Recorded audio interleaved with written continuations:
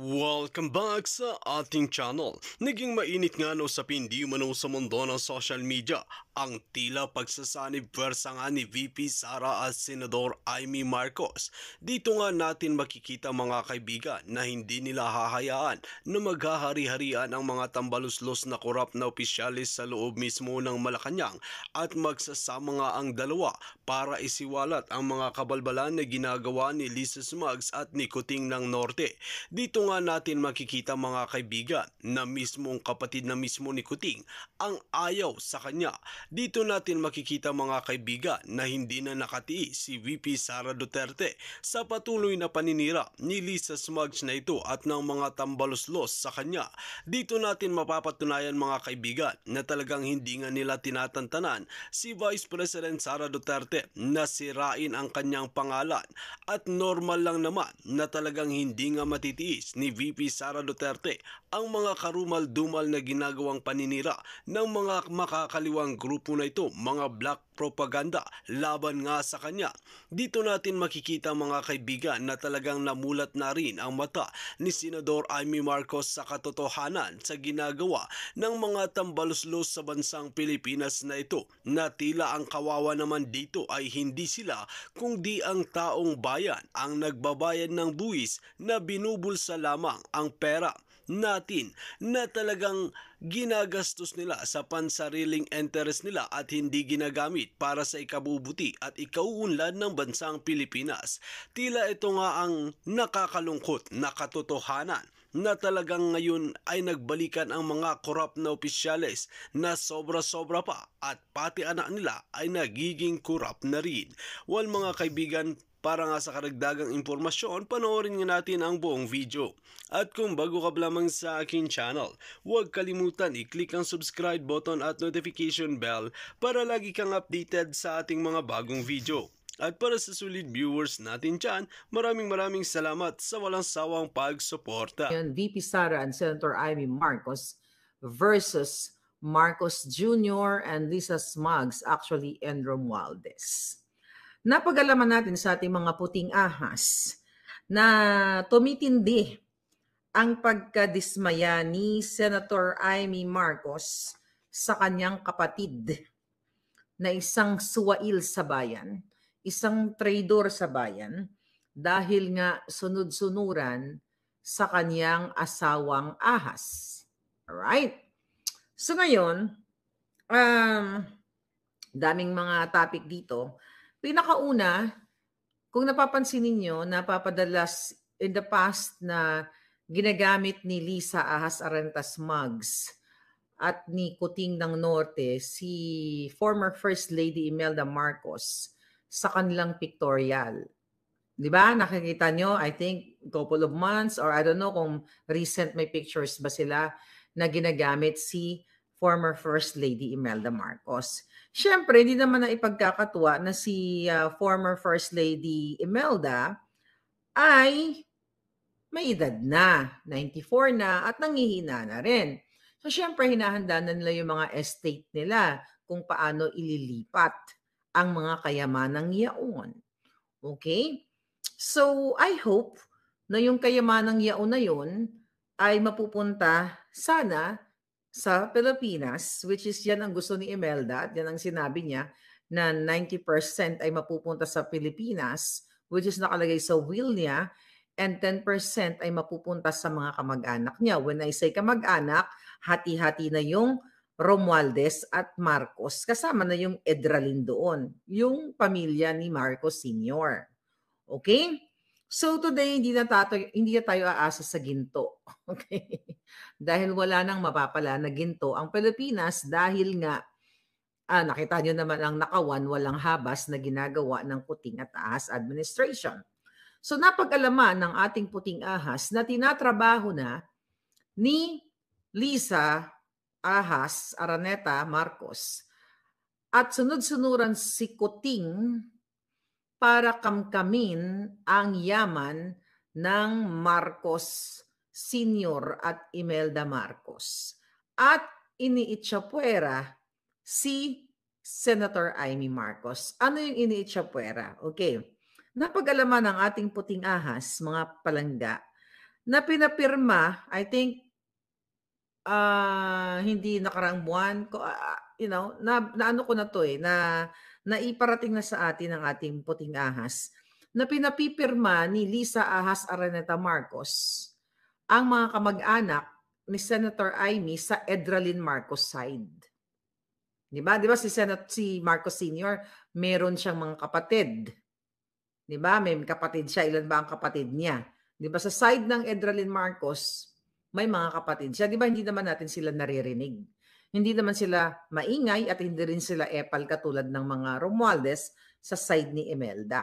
Okay? So napag-alaman natin na pino-forced dahil nga presidente na si Kuting at feeling ni Liza Marcos Ahas o Liza Araneta Ahas smuggler ay most powerful siya dahil siya naman talaga ang humahawak sa paglubog ng Pilipinas. So feeling niya dahil siya yung powerful, napag-alaman natin na pino-force nila, pinipilit ni Liza Ahas at dinidiktahan niya si Kuting.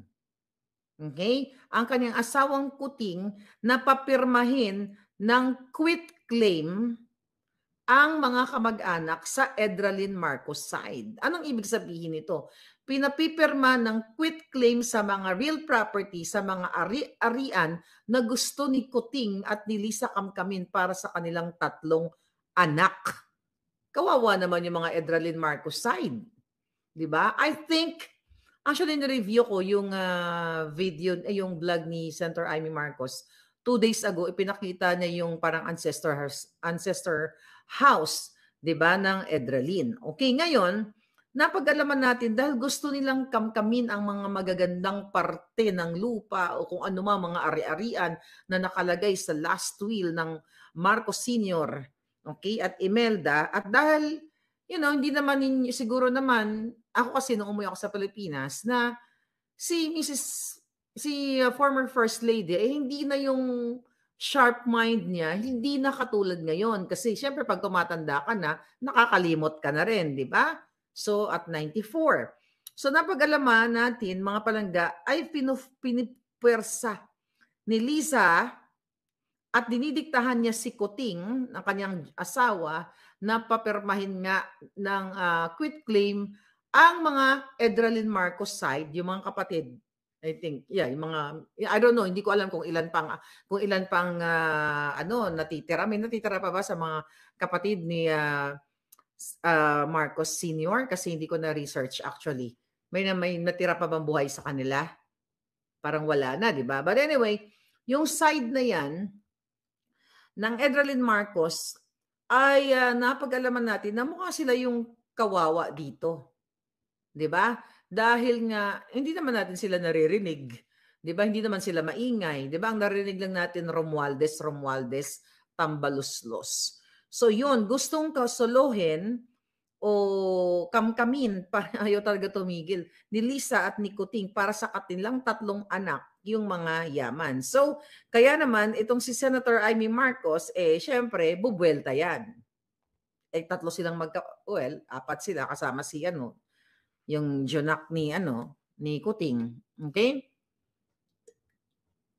Ngayon, yan ang nangyayari ngayon, kaya mayroong family feud. At the fact na they're not in speaking terms right now, at this point in time, kasi napansin nyo naman dun sa boto, nung bumoto si Senator Amy sa barangay election, hindi sila magkasama, di ba? Magkasama ba sila? Hindi. So kung magkasalubong man sila, plastic-plastic lang. Pero napag-alaman natin, sa ating puting ahas sa Malacanang, ay talagang sukdulan ang insecurity ni Lisa Ahas Marcos kahit na siya ay acting president ni Kuting.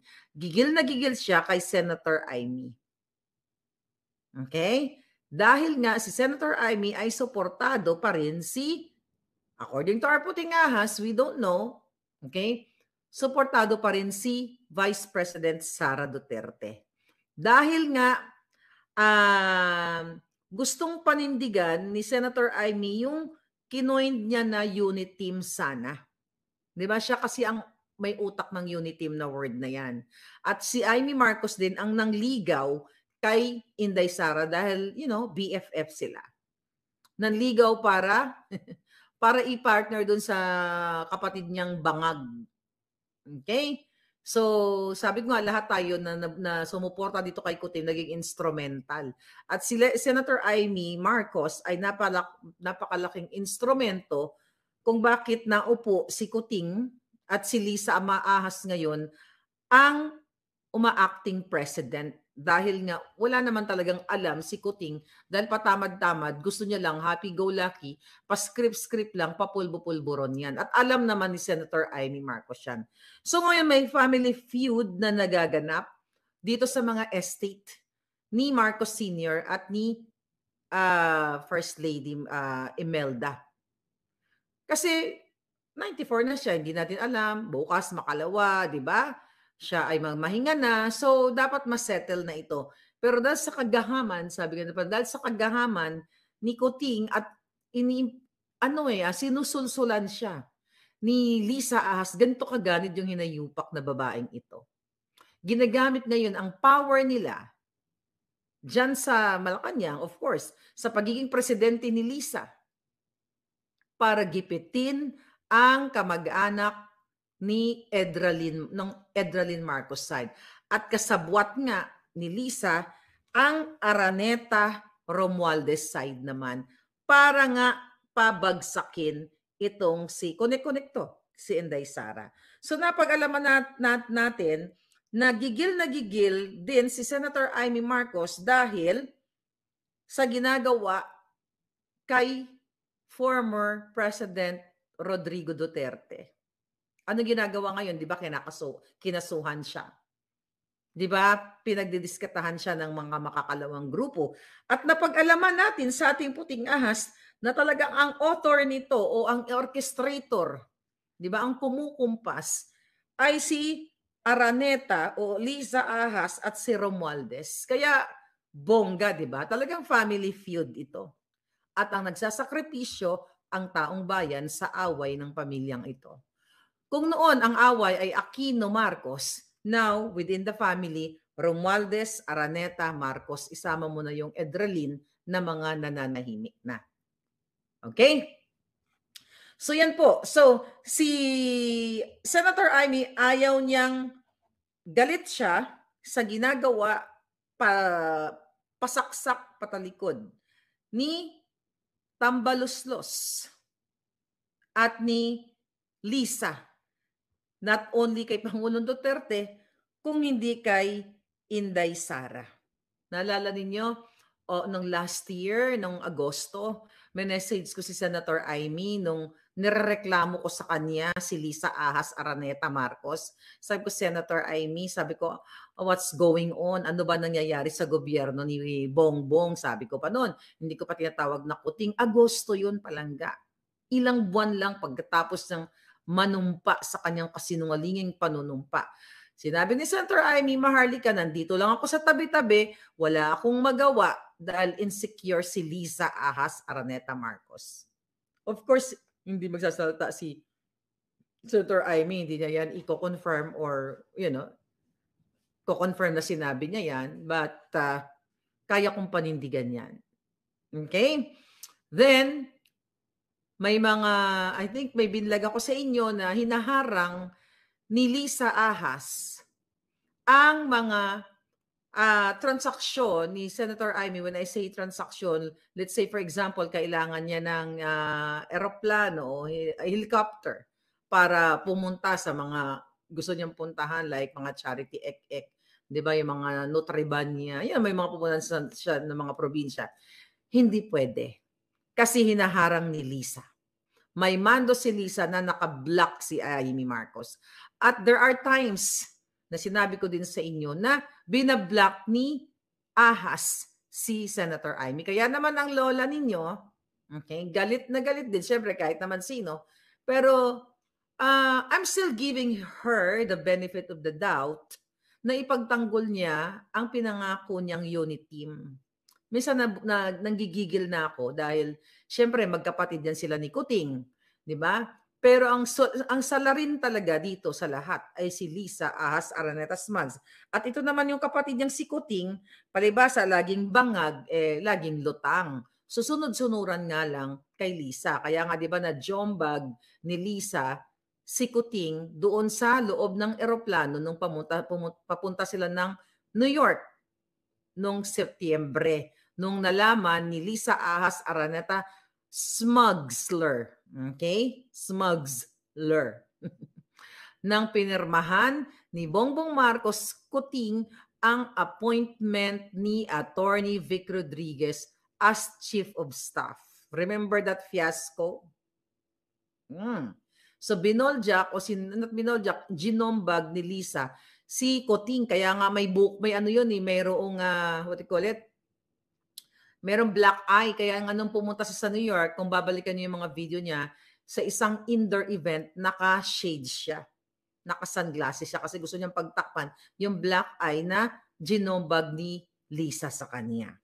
Alright? So yan yung family feud sa mga ari-arian. Talagang ngayon, ginagapang na ni Lisa Ahas Araneta at si Kuting ay sunod-sunuran para papirmahin ang mga kamag-anak ni Marcos Sr. sa side ng Edralyn Marcos para pumirma ng quitclaim at ang quitclaim is it's a deed na pinapaubaya mo na ang karapatan mo sa partikular na propriedad. O, di ba? Espanyol yun. Doon sa mga partikular na mga pag-aari within the family, di ba ganun? It's not na binibenta mo, kumbaga, pipirma ka, hindi, wala na akong interest dyan. Or, sige na, pipirma na ako ng quitclaim na yan, ng deed na yan, para ipaubaya ko na sa yung lisang impacta kang hitad kang mangangamkam at sana lamunin ka ng lupa. Parang ganon. Kunyari, ako yung Edralyn Marcos, dahil, may sindak, may takot eh. Even yung mga kamag-anak natatakot dahil, sobra pa sa diktador ang ginagawa ni Lisa at ni Kuting. Well, yung player talaga, yung utak talaga, ito si Lisa Marcos. Ahas, actually. Na kung ikaw man, well, kung ako ang kamag-anak, ay binoljak ko na siya, baka hindi na siya nagising. Baka in-uppercut, lower cut ko siya at talagang lahat ng job. Di ba? Anyway, mga palangga. So, yun ang eksena ngayon. Alright? So patuloy na-embay si Senator Amy Marcos sa ginagawa ni Lisa Ahas Araneta Smugs at ng kanyang pinsan na si Tambaloslos kay Inday Sara kasi hindi mukha, di ba? Hindi kinakaya ni Senator Amy dahil siya ang punot dulo nitong marriage made in heaven na sinabi niya noon. Ang naging nangyari, marriage made in hell sa parte ng taong bayan. Ngayon, and also, hindi na natutuwa si Senator Amy Marcos, mga palangga, dahil even ang mga military at PNP ay nasusuka na sa ginagawa ni Lisa Ahas sa kanila. At hindi na natutuwa si Senator Amy sa pagtatanggal ng mga taong pinagtitripan ni Lisa. That's good thing. Nice move, Senator Amy. And we're looking forward na one day you speak up also. Speak up day kasama. Kung ganitong ginagawa sa'yo ng kapatid mo, di ba? O pareho kayong Marcos, pero what? Actually, hindi naman ang kapatid mo ang nagro-rule. Ine-expect pa nga namin na ikaw ang maging nasa paligid, nasa kapatid mo. Kasi, mind you, kaya naman sinuportahan namin si Kuting, maliban sa nakipagsabuatan pa si Lisa sa Smartmatic, because sa pangalan na Marcos. Na akala ng taong bayan na naniniwala sa inyo, Senator Amy, na yung magandang idinulot ng tatay mo sa bayan, okay, na yun ang dahilan kung bakit marami ring nahikayat na mga palangga, na mga Marcos loyalist na natutulog na pero ginising ko o pinukaw ko ang kanilang damdamin na gagawin ng bangag mong kapatid ang para sa bayan. At in-expect ko talaga na maging part ka, at least man lang advisor ng kapatid mo. As a senator, kahit man lang, kasi nakikita namin na mas better ka sa kapatid mo. The way you talk, di ba? Kung mas smarter ka kaysa doon sa kapatid mong bangag. Sabi ko nga, kung alam mo naman palang bangag, di sana hindi mo na lang pinatakbo para hindi na kami nabudol. Ikaw na lang ang tumakbo, di ba? Kayo na lang ang nagpartner. Tapos sabi ni JPTV, they have the same blood pa rin. Kaya nga, but bigyan natin pa siya ng panahon para mag-shine. Pero kasi may mga magkakapatid, tandaan ninyo, may mga magkakapatid na hindi porket the same blood tayo, ay pare-pareho tayo. Pero syempre hindi mawawala sa isip natin, ay pare-pareho lang yan. Pareho lang Marcos yan, parehong Duterte. Pansinin nyo kayong magkakapatid. Merong mabait sa magkakapatid, merong asshole. May demonyo sa magkakapatid, merong anghel. Totoo yan. Ako, ang inaasahan ko na lang dito kay Senator Amy, dahil alam naman niya, ako tsaka ako mismo, personal, na nagbigay ng hinaing sa kanya. Naalala ko pa nga, nung July 24, last year, 2022, not this year, yung kapapanalo pa lang ni Kuting, nung bumalik, 24 ba ako o bumalik na Amerika? Basta July yun, I forgot the exact date. But anyway, naimbitahan ako dyan sa ang tawag dito, yung Made in Malacanang, okay, na pelikula ni Direk Daryl Yap. Okay? Naimbitahan ako dyan na supposedly attend ako, kaya lang pauwi na ako ng Pilipinas. Tapos, salamat si Senator Amy sa akin. Through text ito, na actually, nung time na nag-uusap kami, through text message, nasa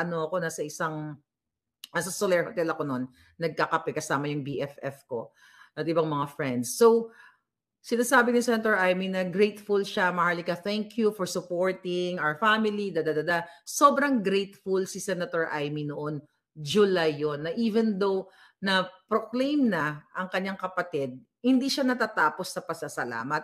And that's good thing sa kanya. Okay, yan yung maganda sa kanya. Then, at nung August, nung nagbigay ako ng hinaing sa kanya, na ano ba nangyayari sa administrasyon ng kapatid mo, ni Kuting, sabi ko, ni BBM, sabi ko, bakit sila nag-aaway? Bakit ito yung ginagawa ni Lisa? Bakit ganito, ang gulo-gulo? So, yun na nga yung sagot niya sa akin. And now, itong mga information na ito palangga, utang natin ito sa mga taong nasa loob din ng Malacanang na hindi rin sila basta-basta makakapagsalita dahil baka gurgurin ni Lisa. At di ba sinabi ko sa inyo na wina-wiretap ni Lisa yung mga tao sa Malacanang na pinagdududahan niya na puting ahas. Paranoid na nga siya. At dapat nga talagang makulong to sa Kumunoy. Hindi lang sa Alcatraz makulong kasi maganda pa ang kulungan ng Alcatraz. Dapat si Lisa magbayad, sa Kumunoy siya ikukulong. Doon kasi siya nababagay.